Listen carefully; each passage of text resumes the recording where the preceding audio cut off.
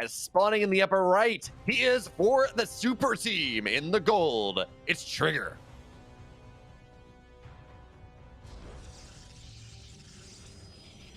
And up at the top left-hand side of the map, we have our purple Protoss player representing Team NV. He is NightMare.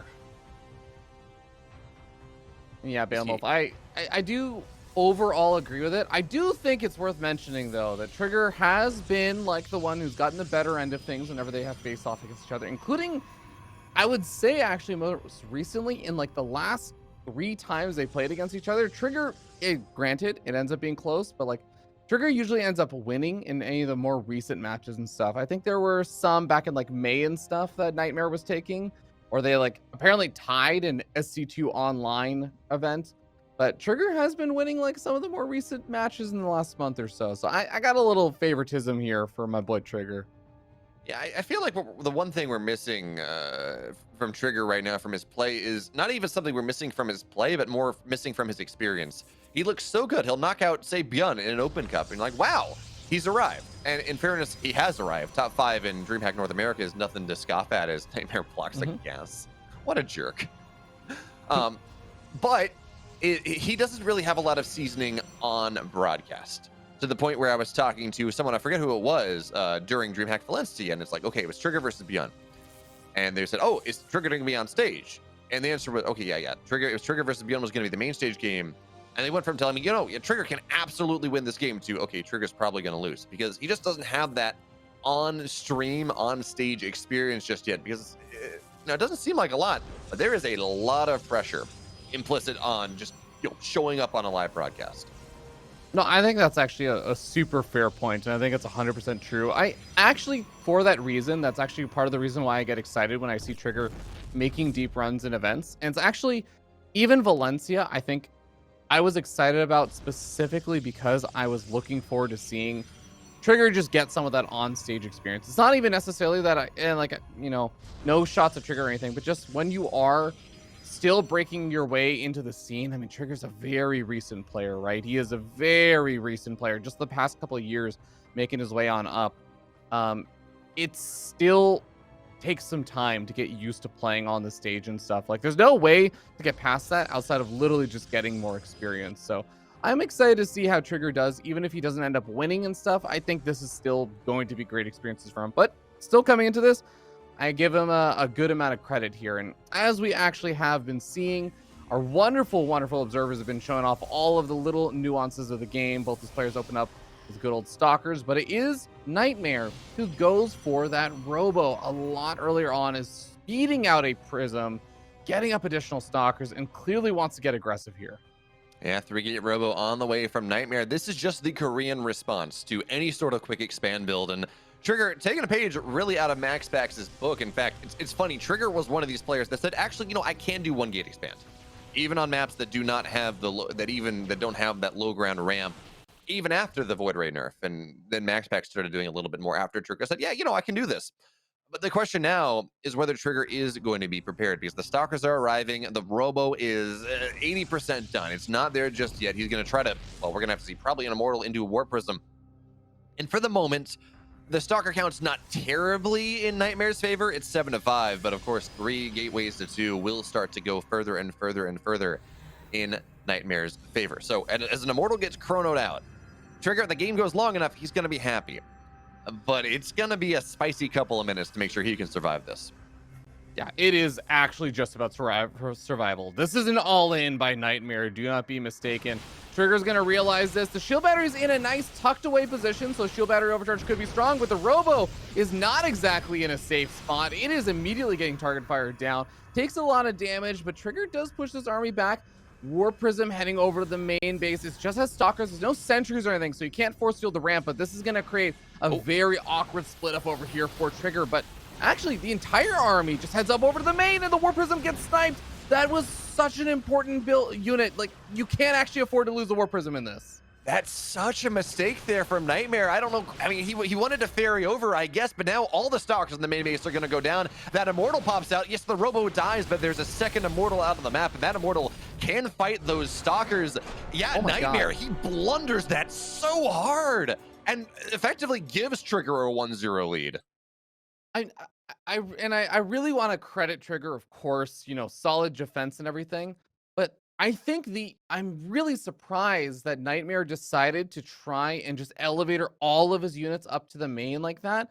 And using the prism, not only just having it there in kind of a vulnerable position, sure, that's one part of it, but also like part of the power of that attack is that that you are outnumbering your opponent in number of units, right? Like, sure, the Immortal is this super duper strong unit that can take on multiple Stalkers, but it's harder to split up your units, and the Immortal becomes a little bit more vulnerable if it's just off on its own, right? So I'm really surprised that Nightmare pulled all of his Stalkers over toward that elevator position instead of keeping some to just like keep Trigger's army back, because if maybe the entirety of Trigger's army can't just safely move to the top of the ramp, then that War Prism does have a little bit more leeway in terms of like, surviving because there's not as many units there to snipe things off. I don't know. It felt like it was just a really big blunder there from Nightmare, unfortunately. Yeah, I guess maybe the logic is, oh, I'm going to be able to outnumber you. You're committing so much DPS on my Warp Prism that I'm going to be able to win the fight afterwards because I'm actually fighting your Mm, units. But when you have an Immortal there versus just Stalkers and the Warp Prism is not really serving as a blinking utility, it's instead ferrying up. I mean, that just was not going to work. I feel like the moment that the Warp Prism starts taking damage, you just got to unwarp it or whatever the actual term of the ability is, and pull it back and say, okay, well, maybe I got to run away. I'm gonna Ferio forward, whatever. I mean, I'd rather lose 2 Stalkers than lose the game. But Fear Dragon, we're gonna move into a map that actually has a natural ramp. Data C is gonna be map 2. And we know Trigger is going to go for that 1 gate expand. The question, though, is whether on this map that is maybe a little bit better for it, does Nightmare do the Korean thing and try to all in him again, or do we see matched builds?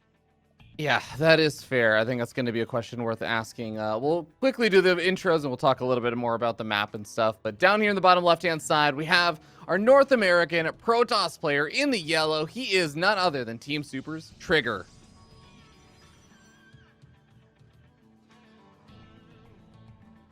And in the upper right, in the purple, looking to put a little bit better showing in game number 2 on Data C for Team NV, Nightmare. Yeah, I will also say, I think it is hilarious to me that we are yet to go to Stargazer. I feel like I am yet to really see a PvP on Stargazers that isn't some form of like a poop show. Like in the sense that it's not necessarily that the games are bad, but it's just like the games are either extremely one-sidedly ending, kind of like what we just saw, or it's absolute madness. It's always one of the two. I feel like whenever I see a PvP on Stargazers, that map just brings it out in people or something. Yeah, it's not in the least of which, because if you move into the mid game, that Zelnaga provides high ground vision of the pocket base.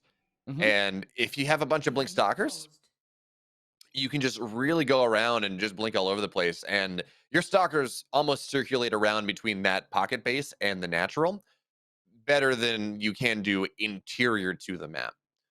But for now, of course, that's not the map we're looking at. Is we're paused out just a second. But we did see the 1 gate expand build coming in from both players. So now that does not mean that it actually is going to be an expand build. Hmm. Protoss players, they love to say, "Oh, look at me! I got a gateway on the low ground, but actually, I got 2 gateways on the high ground, and I'm 3 gating you once again." So, what do you think, Fear Dragon?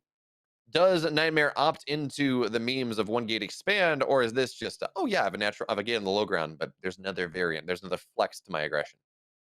I mean, it's definitely possible that he can still go for something a bit more aggressive and stuff. But I do think that compared to some of the other maps and stuff, if you have a high ground to your natural, I think that is like the important factor, right? Stargazer is one of those maps where maybe it's a little bit more difficult to pull some of that stuff off on that low ground if you decide to expand there. But I feel like Data C, it makes a lot of sense. It's also a bigger map and stuff. It takes a little longer to get your units across the map. So unless there's truly some shenaniganry happening, I do feel like I'd be surprised if Nightmare didn't also just expand. Now we're gonna have to see for now. Cybercore going down, and that's really where we will see the tech differentiation one way or the other. Is there a Robo early? Do we see a quick Twilight, or even a standard lead time Twilight? Is there a Stargate somewhere? Stargate's the normal follow on from this because you get Oracles out. That's map control. That's potential damage. Sometimes we see Phoenix versus Phoenix play, although that seems a little bit less common now than it used to. It used to be when you have these one gate expand versus one gate expand ideas, it was Phoenix Force. Like that's just what happened. But well, for now, cyber cores are done. Zealots popped out actually, yeah, by both sides, and there's the Stargate from Trigger at the very least. But there we go, from NightMare as well. So the second question, is it Oracles first? Are there Phoenix? What happens? Yeah, I think you're on the money in the sense that it used to be a lot more common to just see a lot of the Phoenix versus Phoenix stuff. I think we still actually see it a fair bit, surprisingly enough. I think when we don't see it, to me, honestly, more than anything else, it's that the players just don't want to do it. So they're like, no, I will be the one that doesn't go for the Phoenix opening here because I just do not want to play Phoenix versus Phoenix. I think a lot of players just don't enjoy playing that kind of game. So we'll see what both these players end up making out of their Stargates. We could very well still see an Oracle, but both of these players are very aware of what the other player went for. They both know about the Stargate. They both have similarly timed Nexus. They're both going to be going for Phoenix first. It's kind of funny. So when I was talking to Disc, or talking, I guess, yeah, talking to Disc's manager around DreamHack North America, I was asking about how he felt about the series against Trigger and, you know, maybe running into Estrella afterwards. And the response was, actually, I really want to fight Estrella because Estrella doesn't like the Phoenix memes. Trigger's very good at them. So certainly, at least some players, they really hold Trigger's ability to do these Phoenix micro battles, to play these Phoenix War ideas in pretty significant regard. As NightMare trying to do a massive mind game here, he canceled the Phoenix, an Oracle being built, but I'm pretty sure that the Zealot that showed up, or I think actually was an Adept that showed up, they saw the Phoenix run out of vision. So Trigger, he should not be fooled by this one. He's still building more Phoenix, and he's going to try to catch this, but it is 2 Phoenix to 2, and that is a downside of Trigger sometimes. He'll try to go aggressive with this. I got a Zealot and a couple Phoenix and something, and I'm just going to have just enough anti-air with my additional Stalker that I'm going to be able to knock you down. And then, of course, Shield Battery Riveter kind of ends that one, and Phoenix loses, or Trigger loses any sort of Phoenix control he might have had, and the game goes south from there. But he's not going to do that. Instead, he is transitioning out of this, though. That's a... Nothing has really happened that's forced him out of Phoenix play, but he's going to transition down to Twilight pretty quickly. Yeah, and in the meanwhile, NightMare is going to be doubling down on this. Oh, Trigger, okay, you have to be so careful about these little Phoenix move outs, because if you get caught and you have one less Phoenix, or your opponent gets an extra shot off with their Stalker and kills one of your Phoenix early on in the fight, things can snowball so quickly. Now, Trigger does have a little bit of a defender's advantage now that actually does exist in PvP when it comes to things like Phoenix, where you actually do have to rally the units out. You aren't just warping them in. So there is, with that defender's advantage, a pretty substantial lead, I would say, like in terms of how the Phoenix end up trading. Just because having a 1 Phoenix lead doesn't mean you win the Phoenix battle by 1 Phoenix. It means you win it by like 2 or 3. It's actually really dramatic how that kind of extra damage output happens. And this is actually really cool. If he survives this is actually really cool from Trigger. So he's adding additional gateways. He's got 5 Phoenix, and for a while, you talk about not wanting to take that fight. He was up a Phoenix. He was up 5-4 for the majority of that time, and now we are starting to see double Stargate move in. But this Dark Shrine, if he'd been able to keep it hidden, it would be such an interesting idea, because you go double Phoenix, you go single Phoenix, there is no detection. You're not getting a Robo. You're not doing anything like that, but NightMare sees it. So Robo is going to be on the way. These Dark Shrine's not going to get nearly as much as it would like, and now Trigger's just kind of stuck on 2 bases. The Phoenix control, until Stalkers are going to be done, until Blink is going to be done, until Stalkers are in sufficiently high enough number where something happens, Shield Battery Overcharges pop, but a Stalker or a Phoenix still die.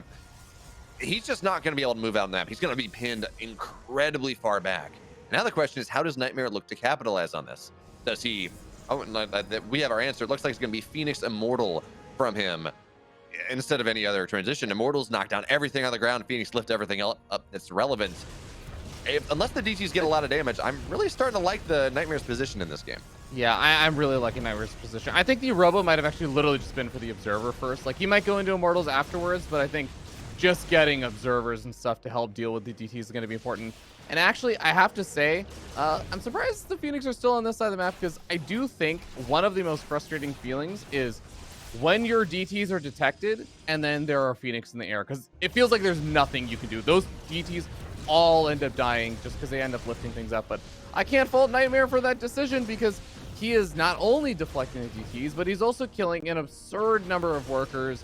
this is basically going to put Trigger into an all-in position, and he's going to be all in as he's losing his stalkers as well. Like, I actually don't know what is the route to recovery here for Trigger. The only thing I can even imagine is making Archons or something. Yeah, I mean, I guess you build an Archon, and Phoenix can't lift Archons, but NightMare's already transitioned. He has more and more gateways on the way, and more immortals on the way. His probes still find the way down. Yeah, the Stalker stays alive, but you just kill things out of the way of the overcharge. Only reason the Phoenix are not getting more damage is, for the most part, they're running out of lifts. So, yeah, more Stalkers will die, but I gotta hand it to him. Oh, look at this Archon position. The Phoenix are gonna clump up. That's a good way to come back into a game here, Trigger, but not quite enough. He loses one Phoenix and taking a lot of damage on the others, but they're still gonna go. They're still gonna stay alive. There's still shields on the way, but man, one more Archon, a couple more shots, and that is suddenly a massive comeback for our Canadian Protoss. Yeah, there is exactly one minor fear I have, which is I didn't know what the size of NightMare's ground force was. Now that I see it, that fear is gone. I think that NightMare's in a solid position. I was gonna say he's been using so much of his Phoenix energy on probe lifts that there was maybe a chance that the counterattack would do something here, but I don't think Trigger can get anything done with that. And now the Phoenix start to retreat back. They're going to have the opportunity to help out and lift up any stalkers if they need to, but they see, oh, no, actually, Trigger, you're just returning home. Well, I guess my Phoenix energy is already recuperating, so I'll go ahead and use that on more probes, get even further ahead. Surprisingly enough, actually not crazy far ahead on the worker count, despite all the worker kills, but I think it's still just off the back of NightMare being in a phenomenal position. The resources loss number at this point is kind of depressing. It's 4,200 versus less than 1,000. NightMare has just really been leading from pole to pole this game. Trigger's idea, if it was not scouted, would have been an incredible one. You just don't get detection if you're going double Stargate Phoenix. Maybe you get oracles later on, but you really don't do all that much. So maybe I feel like if Trigger just got a probe on the map and proxied bottom right or something, he would have been able to win the game with this. But instead, it gets found out, and NightMare then knows, okay, yeah, you're not really committing to Phoenix all that hard. I can win that fight. I can just knock down all your economy. I'm ready. I have detection. And as the Stalker goes flying into the ether, NightMare's going to try to, or Trigger's going to try to do something to stay alive. But 2 Archons are not going to be enough with all the Phoenix in the air, all the Stalks and all the Immortals on the ground. So all the defensive Phoenix, or all the defensive Stalkers of Trigger are going to try to do what they can as probes get pulled. But there is just not enough whatsoever. Trigger fights as hard as he can. But folks, we're going to go to game 3. This one for all the marbles, or at least all the advancement. Yep, that was a rough one for Trigger, but well played there by NightMare. I really do feel like Trigger, he went for a bit of a Hail Mary, like kind of, or not even Hail Mary, it was just kind of like a bit of an all-in decision there to make the transition and to specifically say, I'm going to go for the transition into the Dark Templars. Yeah, as soon as that got scouted, it's like, well, yeah, the DTs do just get deflected, and because you're going to be giving up the Phoenix Wars, your opponent's going for double Stargate. That's a very common follow-up in that situation. If you're both making Phoenix, like that's actually usually what you expect to have happen, is that both, like, one of the players will just go for double Stargate and start pumping out Phoenix. It's just, you're basically all in on the DTs getting something done, because you're going to have no map control. You're not going to have the ability to do anything. You're definitely going to end up losing workers if your opponent's not like mismicroing. So it's a tough spot when Trigger put so many of his eggs, I feel like, in that one basket.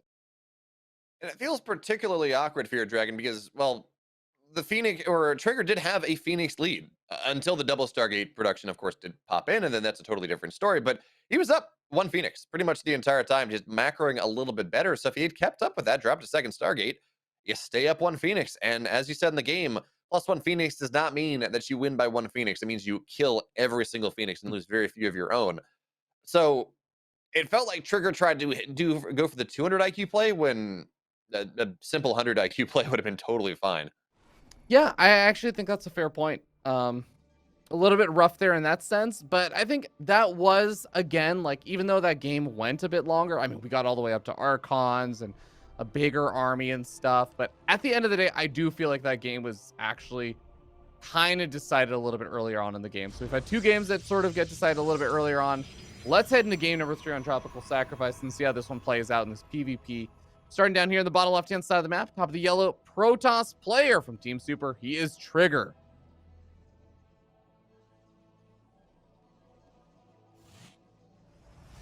And in the upper right, in the purple, looking to invade Trigger's dreams from Team Envy, NightMare.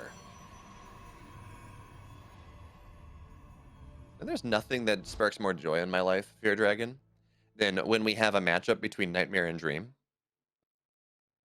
Is that your dream matchup or Caster's Nightmare, I guess? Well, actually, I think the caster's nightmare is when time plays. I love when time plays. Actually, my favorite part of any event is any time we'd have time and he'd somehow face off versus Haas or something.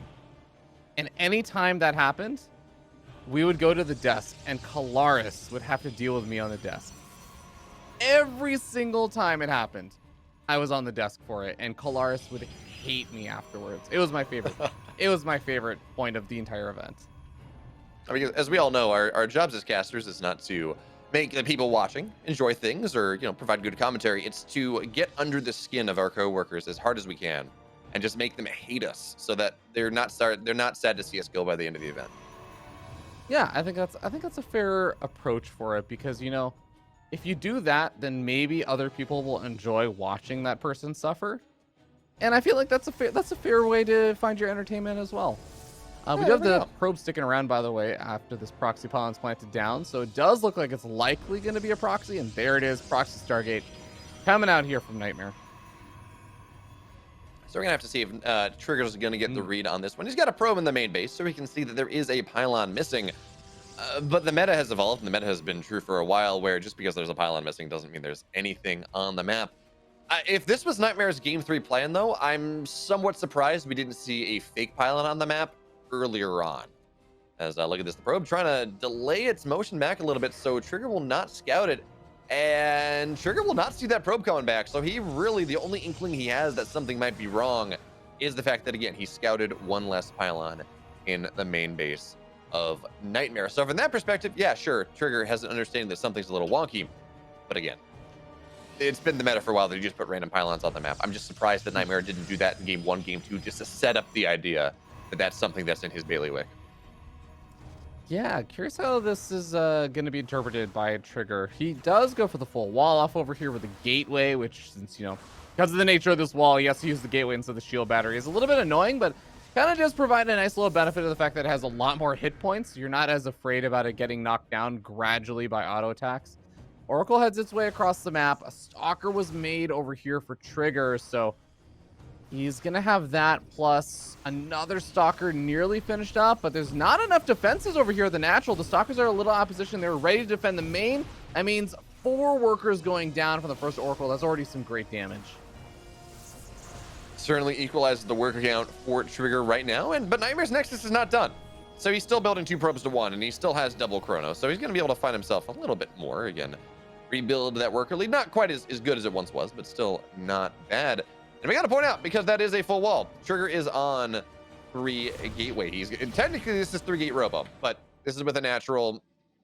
This is not going to be for some great big all-in push, I don't think. But the army he has, if he just makes sure that this Oracle doesn't get much more damage done, it is going to be intensely powerful until that blink completes from NightMare. So we're going to have to see, is this Trigger just opting to play fully defensively?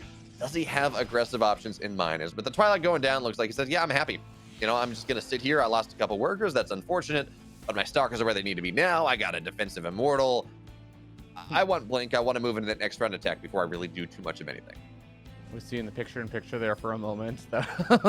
We're keeping an eye on the critter cam. I think that's been one of my favorite things that Mapu has been doing this event, is literally just watching for the critters and pulling them up in picture-in-picture. It's pretty enjoyable for me.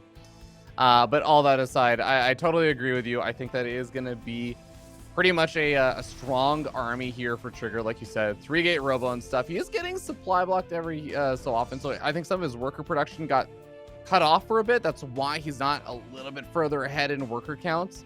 I think he still is doing pretty well overall, and even though his blink will be a little bit later than NightMare's, I think Trigger's army is going to be pretty strong, given he's going to have all those Immortals added in. It's kind of funny, we look at this game, and normally you would expect the player that goes Stargate to have a slower blink. But I guess just because of the damage, and he did get an Immortal, not just a Robo, that did slow blink down, of course, just a little bit. But importantly, Trigger knows that Blink was chronoed out. He says, and actually he should see it finishing up, I think, as well, maybe not. The Observer ran away. But now Trigger choosing to get active on the map. His Blink is only halfway done, and yeah, he's got a bunch of Immortals. He's sitting on, actually only sitting on that one Immortal. But no, he's just posturing for the third base. Okay, third base on the way, Blink halfway done. He's got a Warp Prism, but I don't know how impactful that really will be. And we just get to go in the mid game. Someone was asking, I think maybe you was asking me earlier whether we see game 3 as well. We got one here, and even more importantly, we have a mid game where one player is not tremendously far ahead, which seems kind of few and far between, just like today in general. Yeah, today has been really weird in that sense. I feel like there's been so many games that are not necessarily completely 100% over based on the early stages of the game, but it feels like there's a lot of games where there's some strategic decision that happens in the kind of early mid-game stages, and that kind of is the deciding factor that settles the game. And it's a lot less so like the exchanging of micromanagement and multi-prong harassment stuff that wins the game that we're oftentimes usually end up seeing a lot of StarCraft games decided by. So it's nice to see that we're getting into a mid-game in a sort of more even position. I agree. All right, so here NightMare goes, setting things up. Scouts forward with the Depth Shade. And actually, those Adepts are going to find their way into the natural. Trigger, though, he's got to defend here. Blinks forward. There's a Stasis Trap behind, so he's got to be careful about how forward he does go. NightMare looking to bait him into that one. And it looks like in the natural, what do we got here? Looks like, yeah, the Adept's not really getting a whole lot done. I guess they didn't really shift-click on the probe. So the Stalkers are going to be able to deal with that one. Nice job there from Trigger. Good crisis management from the Canadian Protoss. And now NightMare runs back. DTs, though, joining the fray. Do we have any detection? We do not.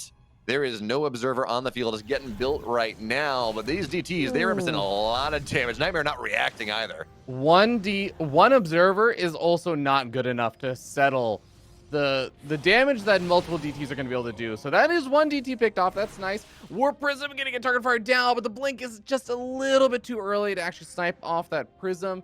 The other DT, I think, was moving around. It looks like it did back off here. Observer might actually get sniped off here eventually, but man, I think even just the 9 workers killed was pretty big damage there, because it also pulled back the entire army of NightMare. The Trigger doesn't have to worry about defending both his natural and his third base. He's gotten a bit more time to get up a bunch more gateways. We have 7 gateways in production right now in Beowulf. If he survives just another like 25 or so seconds, he's gonna have those 7 gateways finished up and his charge finishing up. Like, that's his big power spike. Yeah, we noticed that he's on 3 gas right now. It's 11 gate charge. He is almost all inning on this +1 charge idea. I mean, yeah, there are Archons on the way. We're not quite gonna see the end gate, the massive gate all in. There's something that Estrella does very rarely. Well, he'll go up to 4 bases really quickly and stay on like 2 gas, and he just does this massive charge all in PvP. It seems really weird, but it tends to work out. But look at this. Trigger finds such an opening because NightMare was on the north side dealing with that singular DT, and now he's going to knock down this dead defense. No shield battery at the third base. Trigger just up a little bit in supply, and the upgrades from NightMare are not done just yet. But charge now on top of these Immortals, forcing them to fire where they do not want to be. Trigger found a pretty cool opportunity, and now he blinks right side on the Stalkers that try to knock the Warp Prism down. Warp Prism staying alive. No, I think it went down. Yep. And now here come the Zealots. But from the left side, he's pinning him in a corner here. Trigger, he's going to be able to break the third base down. This is disastrous for NightMare, the Canadian Protoss. Looking to move on to the next round. Trigger saying, no, I don't even need this base. I killed all the probes, and I have the killer instinct. Time for me to find my way into the natural. But it looks like with +1 done with charge, the Stalkers in the natural here of NightMare are going to force Trigger back for the moment. But this is a dead third base. Trigger, he's on 4. Yep, that was a big attack that did a lot of damage. I got a little afraid for Trigger for a moment, as the Warp Prism getting sniped off was a very nice pick off there for NightMare, but he lost a lot of Stalkers in the process. Ended up having to blink forward into basically a bunch of charge lots and also the Immortal. And now Trigger is so far ahead. He is ridiculously far ahead at this point. I feel like the army supply plus the worker supply really do tell the tale. Just the overall supply, 40 supply up in this game. And Trigger still has a massive army that is still quite scary, even with some of the Archons mixed in there for NightMare, which I think is a good addition, especially with how many Zealots Trigger currently has. But NightMare is looking to move across the map to try and do some counter damage. I don't know if he's going to be able to find the angle he needs. I mean, this is a pretty nice one, though. He's going to find Zealot's going to go into the natural, and he's going to try to do what he can, but now Stalkers blink forward. One Archon is just dead immediately. Now that means the Zealots, they will be able to engage. We need Circuit Fire on that second Archon. There we go. Most of the Zealots here from Trigger still fighting pretty well indeed, but 11 probes have died. This is start of something for NightMare. Unfortunately, he's going to lose his entire army. So yeah, good job, NightMare. You killed 11 probes, but is it worth your entire army? I don't think so. Certainly not with Trigger on 11 gateways. He can reproduce this. He can build this army back up again. He's on 4 Nexus. He can go and build as many probes as he wants. But good deep power there on these Zealots, and the recall is going to keep actually all of them alive. That's going to slow Trigger down a little bit. Now it's functionally 8 gates 8.